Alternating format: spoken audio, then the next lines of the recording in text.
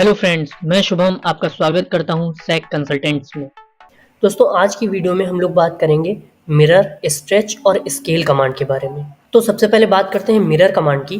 तो मिरर की शॉर्ट की होती है MI एंटर। मान लिया आपके पास कोई ये एक ऑब्जेक्ट है, इसको आपको मिरर करना है। तो मान लिया ये हमारे पास एक मिरर रखा हुआ है, मुझे इसके अलोंग मिरर कमांड अप्लाई करनी है।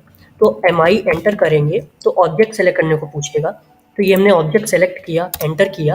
अब देखिए हमें मिरर का पहला पॉइंट स्पेसिफाई करना है, तो ये मैंने क्लिक किया और दूसरा पॉइंट ये जैसे ही मैं क्लिक करूँगा तो वो उसने मिरर क्रिएट कर दिया। अब हमसे पूछ रहा है इरेज सोर्स ऑब्जेक्ट। अगर आप यस करेंगे तो जो आपका सोर्स ऑब्जेक्ट यानी कि जिसको आपने मिरर किया है वो डिलीट हो जाएगा और सिर्फ आपका सेकंड ऑब्जेक्ट बचेगा जो मिरर हुआ है। अगर आप नो पे ही एंटर करेंगे तो ये आपके दोनों ऑब्जेक्ट रहेंगे। इस तरह से आप मिरर कमांड का यूज़ कर सकते हैं। अब बात करते हैं स्ट्रेच की। स्ट्रेच यानी किसी को भी खींचना, फैलाना। तो मान लिया ये आपके पास एक रेक्टेंगल बना हुआ है।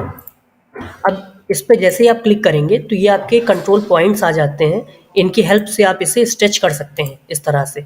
लेकिन अगर आप कमांड के थ्रू करना चाहेंगे तो आप एस एंटर करेंगे और देखिए अब आपसे ऑब्जेक्ट सेलेक्ट करने को पूछ रहा है। इसमें आपको पूरा ऑब्जेक्ट सेलेक्ट नहीं करना है, आपको वो सेलेक्ट करना है जो आपको स्ट्रेच करना है। सपोज आपको ये लेंथ स्ट्रेच करनी है तो आप सिर्फ इतना इस तरह से ड्रैग करके करेंगे। आपके रेक्टेंगल में उतना पार्ट आना चाहिए जितना आप स्ट्रेच करना चाह रहे हैं, और उसके बाद जब आप एंटर करेंगे तो सिर्फ इतना पार्ट ये देखिए स्ट्रेच होगा।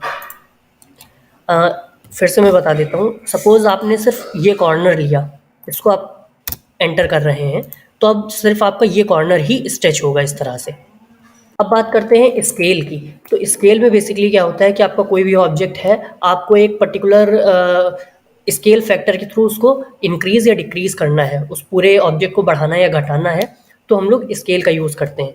मान लिया ये मेरे पास कोई भी एक लाइन है 100 की, तो ये देखिए हमारे पास 100 दिया हुआ है। अब मुझे इसे स्केल करना है, स्केल करके 200 करना है। तो सिंपली हम SC एंटर करेंगे, ऑब्जेक्ट को सेलेक्ट करेंगे और बेस पॉइंट इसमें पूछ रहा है तो मैं बेस पॉइंट इसके सेंटर ले लूँगा। और देखिए नीचे स्पेसिफाई स्केल फैक्टर पूछ रहा है तो मैं यहाँ पे 2 डाल दूँगा क्योंकि मुझे 200 करना है, और ये देखिए 200 पे स्केल हो जाएगी। अब इसी को मुझे 100 पे करना है अगर, तो मैं इसे क्लिक करूँगा और ये मैंने सेंटर पॉइंट किया और 1/2 मुझे करना है। तो 1/2 मैं जैसे ही करूँगा ये 100 पे आ जाएगी। अब मान लिया कि ये मैंने यहाँ पे एक लाइन खींच दी, इस पॉइंट को लेके अगर इसे स्केल करना चाहूँ तो ये मैंने क्लिक किया और यहाँ पे मैंने क्लिक किया इस पॉइंट पे और फिर मैंने स्केल फैक्टर 2 एंटर किया। तो ये देखिए इस तरफ आपके राइट साइड पे स्केल हुई है, यानी कि जब मैंने सेंटर से लेके किया था तो दोनों की तरफ स्ट्रेच हुई थी और इस बार सिर्फ एक ही तरफ स्केल होके 200 हो गई है। तो इस तरह से आप कुछ भी स्केल कर सकते हैं, बढ़ा घटा सकते हैं। मान लिया आपके पास ये कोई एक लाइन है 50 लेंथ की, इसे आपको 88 का बनाना है। तो 88 के लिए आप क्या करेंगे, सिंपली 88/50 कर देंगे स्केल, जो कि आपकी बेसिक मैथ है। ये मैंने क्लिक किया 88/50, तो ये देखिए 88 का आ गया। तो इस तरह से आप कुछ भी स्केल कर सकते हैं, स्ट्रेच कर सकते हैं या मिरर कर सकते हैं ऑटो कैड में, कुछ भी आप बनाते वक्त या ड्रॉ करते वक्त। आई होप आपको वीडियो अच्छी लगी होगी। तो जल्द ही मिलेंगे अगली वीडियो में, तब तक के लिए अपना ध्यान रखें। Thank you.